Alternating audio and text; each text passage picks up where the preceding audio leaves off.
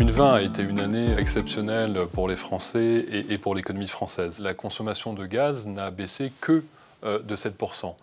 Philippe, est-ce que tu peux nous expliquer le pourquoi de cette baisse? Elle est exceptionnelle climatiquement, puisque c'est depuis 1900 l'année la plus chaude enregistrée par Météo France. Et sans surprise, quand il fait chaud, on a utilisé moins de gaz. Alors évidemment, la crise sanitaire qui s'est transformée en crise économique a pesé quand même assez lourdement sur l'industrie et l'industrie française, et donc les consommations de gaz pour les industriels a baissé assez significativement. Alors face à cette baisse globale de 7%, quelles conséquences pour le système gazier? Alors le système gazier a été assez légitimement moins sollicité que l'année dernière. Elles ont baissé aussi en Italie et en péninsule ibérique. Et comme tu le sais, on assure le transit pour ces deux pays d'une proportion importante de gaz et ces volumes de transit ont baissé. L'année 2020 était toujours une année de fort investissement pour GRTgaz puisqu'on a investi un peu moins de 400 millions d'euros.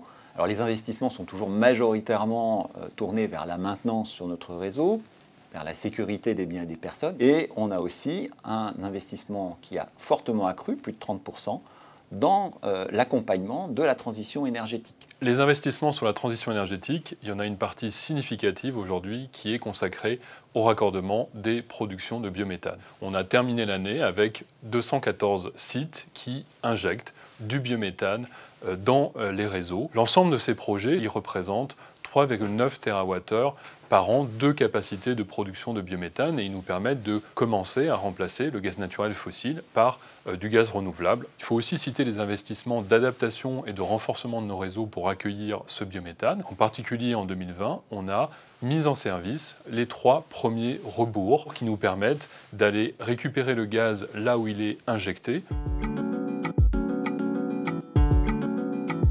Il y a la méthanisation qui est finalement une fermentation des matières organiques, la technologie la plus mature et qui donne mieux aujourd'hui à la production de biométhane. Mais il y a également des technologies qui sont tout aussi ambitieuses dans les volumes qu'ils pourraient dégager, un peu moins matures à ce stade. Il y a notamment la pyrogasification. On a aussi la gasification hydrothermale. Anthony, est-ce que tu peux nous dire un peu plus sur l'avancée qu'il y a eu sur ces technologies? Sur la pyrogasification d'abord, le projet Gaïa a réussi à transformer des déchets en gaz.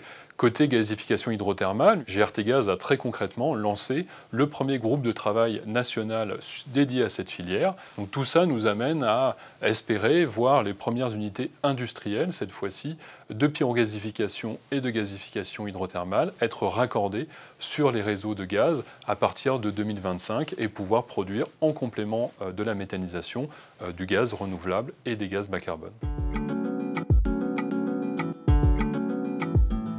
On a eu de belles réalisations, à commencer par la première injection d'hydrogène en mélange sur le pilote Jupiter 1000, mais il y a aussi un volet du transport d'hydrogène en soi. Ce développement s'accompagnera assez naturellement d'un nécessaire besoin de transport de cet hydrogène, ce qui nous a amené à travailler avec 10 autres partenaires transporteurs de gaz en Europe sur ce que pourrait être l'infrastructure nécessaire en 2030 et en 2040 pour servir ce nouveau marché de l'hydrogène énergie et vecteur énergétique. L'avenir de GRTgaz se dessine avec un réseau de méthane, issu évidemment de gaz naturel, mais avec des gaz issus aussi de la méthanisation, de la pyrogasification et de la gasification hydrothermale. Et puis, en parallèle de ça, d'un vrai réseau d'hydrogène dédié, dont une grande partie d'ailleurs réutiliserait une partie de nos canalisations d'aujourd'hui.